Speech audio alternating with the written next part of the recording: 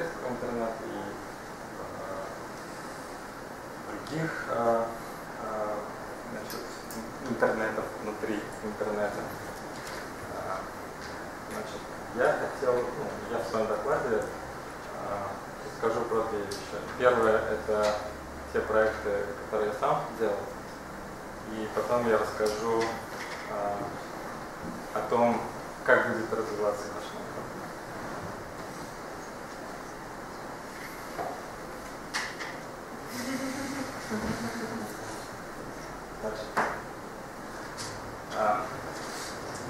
Здесь вы видите, я иконку сказал,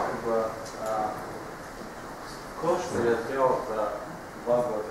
Здесь не все показано, конечно, но то, что для меня, например, важно.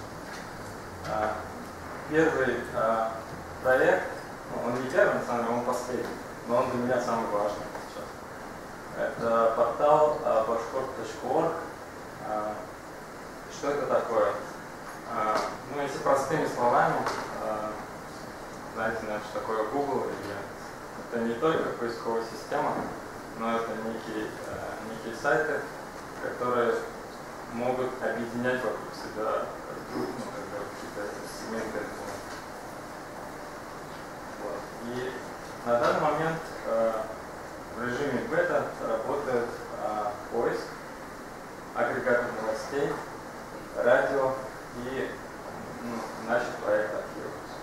То есть архив, то есть остальное, наверное, понятно, всем пользуетесь. Архив — это есть очень много башкирских сайтов, которые прекратили свое существование год назад или несколько лет назад.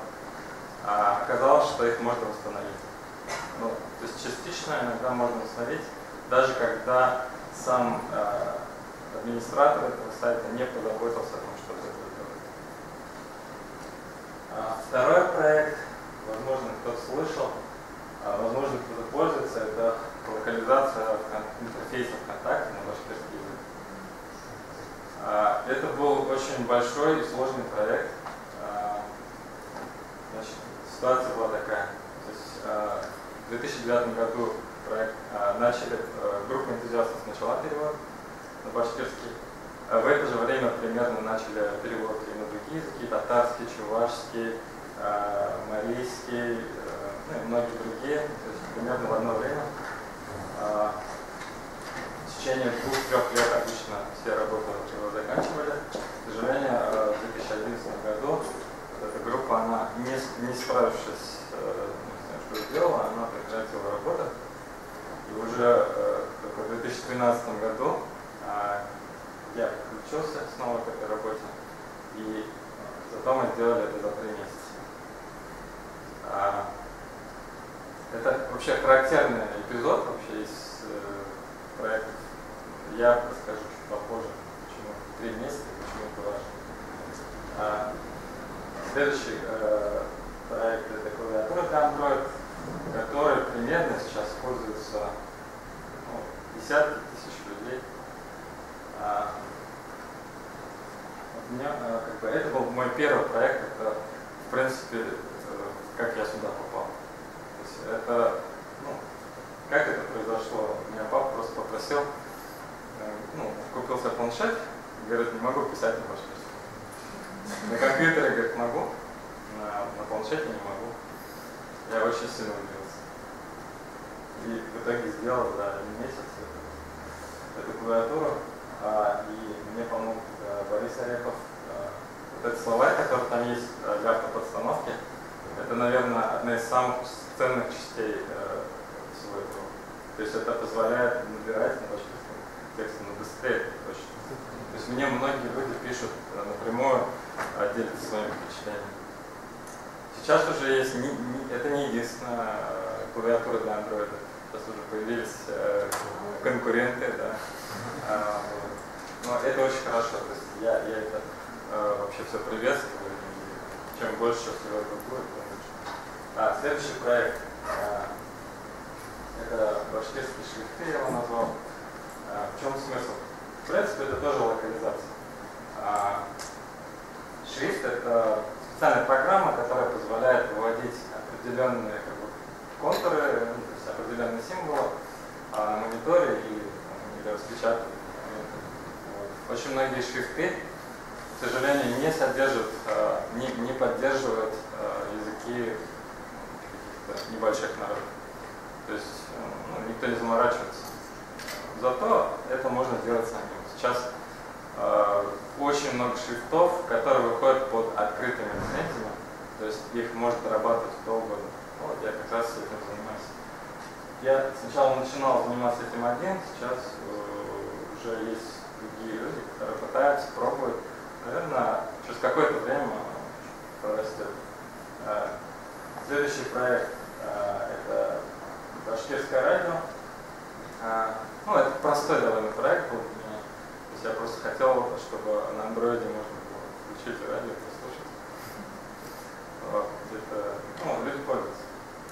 И последний проект, который здесь показан, это раскладка для компьютеров macOS 10. В принципе, не так, наверное, много пользователей, но зато в большинстве своем это люди, которые профессионально чем-то занимаются, они важная часть общества. Дальше.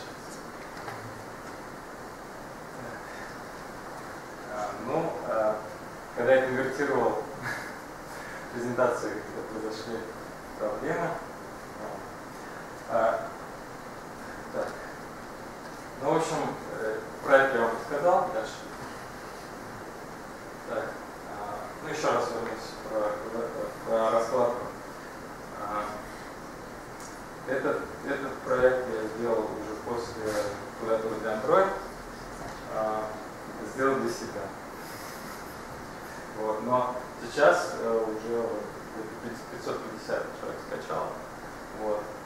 Я решил не просто сделать такую клавиатуру, но еще написал статью об этом на Хабре. Сомневался, насколько воспримет тамошняя аудитория вообще тематику какую-то национальную, но приняли хорошо. 11 тысяч уже прочитавших эту статью, это очень много. Дальше.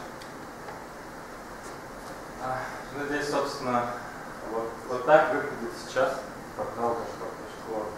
То есть пока это довольно простая поисковая строка.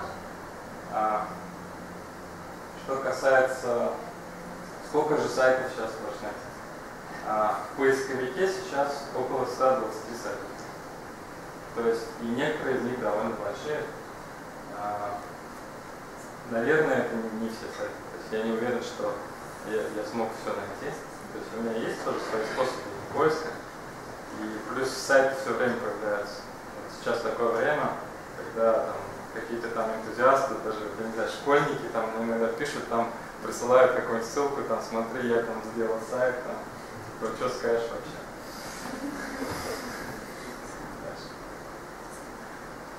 Так, вот назад еще раз. Видимо, там какой-то слайд не смог попасть на то, что на поиск. Наверное, замечать, что чем-то это похоже на тот же Google. В принципе, у всех таких сайтов структура примерно одинаковая. И основной смысл вообще, зачем такой проект нужен,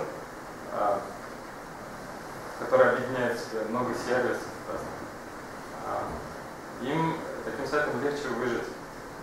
То есть у них большая база, то есть набирается большая база пользователей, большая аудитория. А уже этот сайт позволяет проживать всем остальным.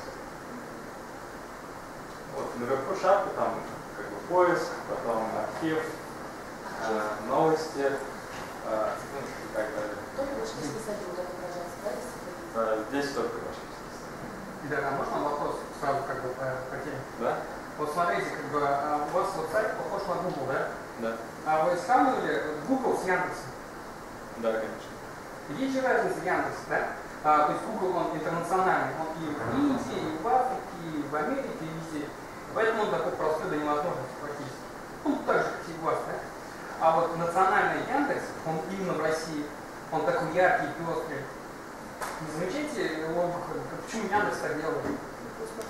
Стартовая страница я.ру набирать то же самое. Нет, посещаемость на самом деле вопрос очень хороший. Я готов сразу на него ответить. Вопрос хороший. Действительно, я вот уже несколько лет делаю разные сайты. У каждой страны и региона есть своя специфика, как они воспринимают информацию, как они пользуются, есть такое. И как бы в будущем я тоже планирую подстраиваться под свою аудиторию.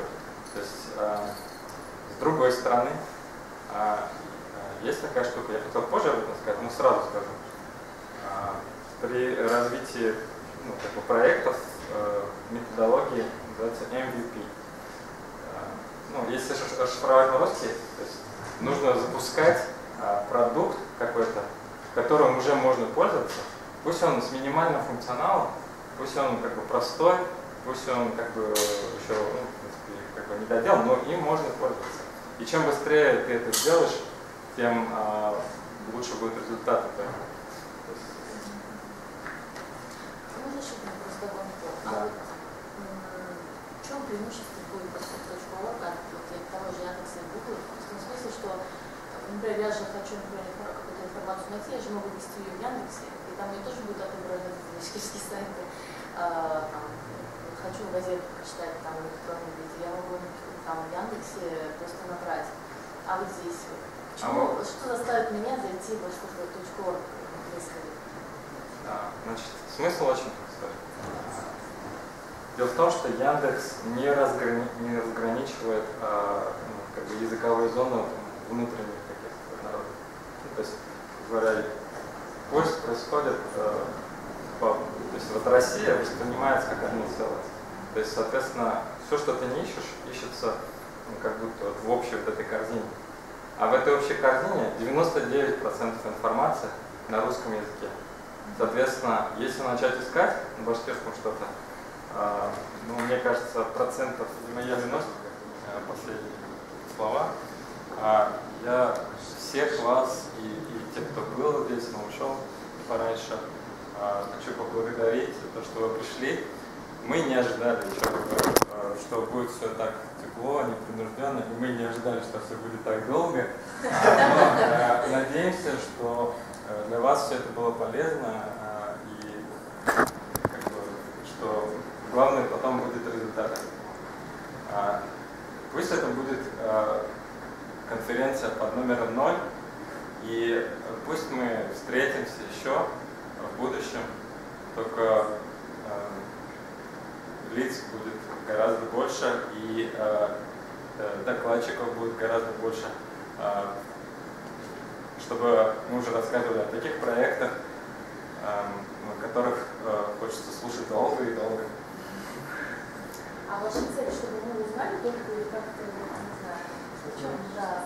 Волонтеров привлечь. Да, конечно. То есть каждый, наверное, из тех, кто выступал, в принципе, как я и говорил, то есть интернет, то есть работа в интернете, это общение, это коммуникация с людьми. То есть и то, что мы здесь собираемся, это не просто там встреча какая-то, познакомиться. Конечно, это тоже какая-то часть работы. И я уверен, что то есть, кто-то из вас потом выйдет на связь со мной там, или с Усманом, допустим. Кому что нравится, или там с Салмаем вместе поедет куда-то.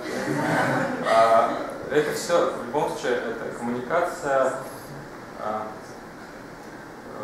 Что касается моих проектов, например, конечно, да, я все время открыт к новым людям, и как бы, к разработчикам, к дизайнерам.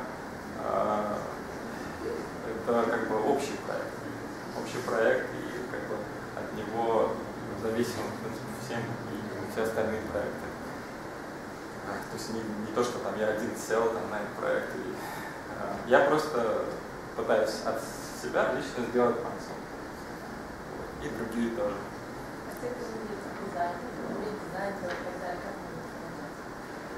Помимо репоста ВКонтакте? Самая главная профессия, как бы, или умение, которое нужно при развитии интернет-проектов, Значит, это как бы менеджмент.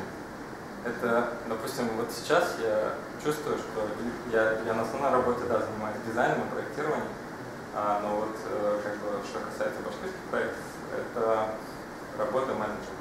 То есть я как бы связываюсь с людьми, я как бы ставлю задачи, я как бы планирую какие-то вещи. Ну, то есть и именно таких людей больше не хватает. То есть дизайнеры есть, разработчики есть. И, наверное, даже есть, какие-то институты, которые могли бы подключиться ко всему этому. А вот менеджеров не хватает. Можно вопрос, да, пока еще не закончились, еще не разошлись. Но вот ты начинал делать эти проекты чисто по собственной инициативе. А ты куда-нибудь, какие-нибудь бизнес-инкубаторы ходил? Ну там, где-то бизнес-инкубатор, там же и команда набирается, и помещение дают, какие-то ресурсы дают, и менеджмент обучает. Нет, я пока как бы этим не занимался. У меня есть достаточно хорошая основная работа. Она мне позволяет как бы финансировать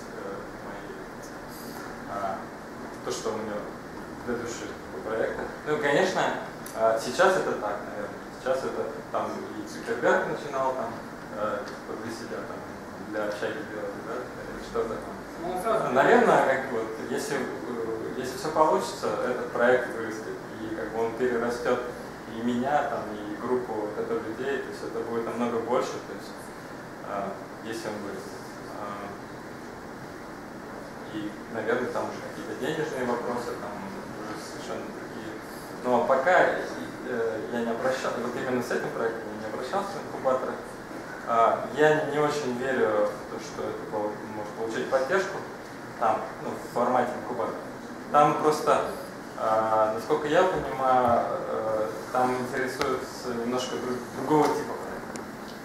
И есть же научные команды, там, частные, тот же самый Word дает на научные разработки.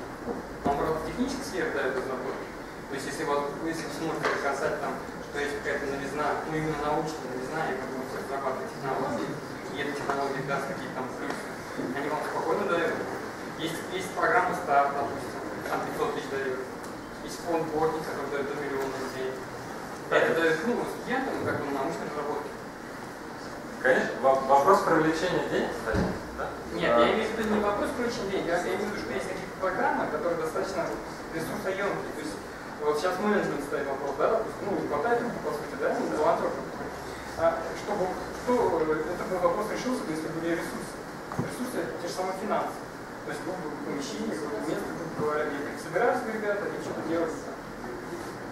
Ну, я пока точно не знаю, как именно это будет прорастать. То есть, там, могут быть привлечены финансы, конечно. И источники могут быть разные. Я не знаю, как именно это может произойти. Мы сейчас будем заниматься. Просто проект живет, Башкортоп, например, живет чуть, по-моему, больше 2 месяцев. То есть это только старт. Так что все еще только впереди.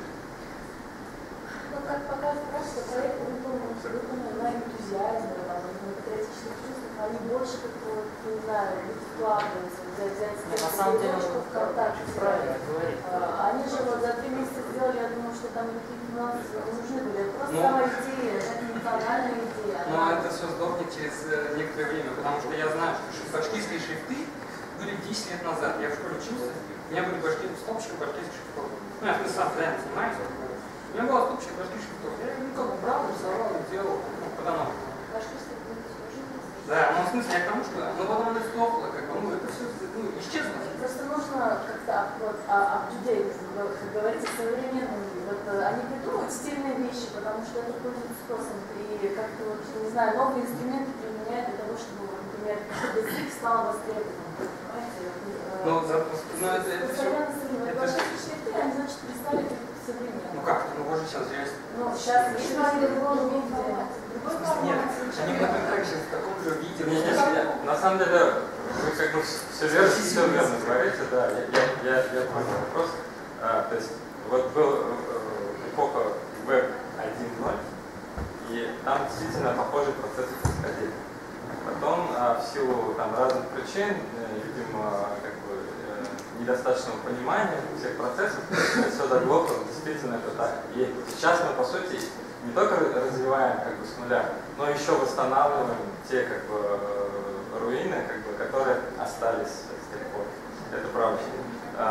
Другое дело, что я, например, как бы, работаю в этой сфере и как бы, занимаюсь довольно сложными проектами, как бы, кроме своих. И я все-таки надеюсь, что я достаточно хорошо себе все представляю и попробую избежать каких-то ключевых ошибок. То есть я надеюсь, что мне хватит опыта. Насчет развития проектов и как бы своевременности перехода от одной стадии к другой, это как бы это все в планах. Удачи, мы за тебя.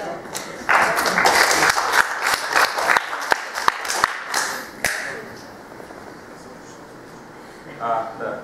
Значит, внезапно так получилось, что эта конференция стала не однодневной, а двухдневной. То есть завтра, насколько я понимаю, в здании Высшей школы экономики будет выступать Рустем Нуриев. Это самый известный администратор башкирской Википедии. Он, в принципе, достаточно известный человек, в принципе, и можно считать его одним из самых влиятельных людей Башнета, потому что он действительно очень много сделал для Википедии, а Википедия это ключевой проект. То есть для нас это вообще очень важный проект. И, скорее всего, когда я найду для этого время, я буду ему тоже помогать. То есть, потому что развитие Википедии, оно нужно всем вообще, всем. И, может быть, как бы, кто-то не уверен, но как бы, я, скорее всего, будущее это покажет. Это важный проект. Это база знаний любого народа содержится в Википедии. И это не будут книги, это не будут какие-то там другие источники знаний будут хранить в Википедии, это уже стало очевидно. И кто лучше всех справится с задачей переноса всех знаний, которые вообще накопились, и не только у нас, но и у других народов, мы сможем это агрегировать все в одном месте, конечно, тем сильнее подтолкнет вообще развитие всей культурной сферы. Вот, то есть Википедия — это очень важный проект. Это важный проект не только для Башнета, то есть сегмент.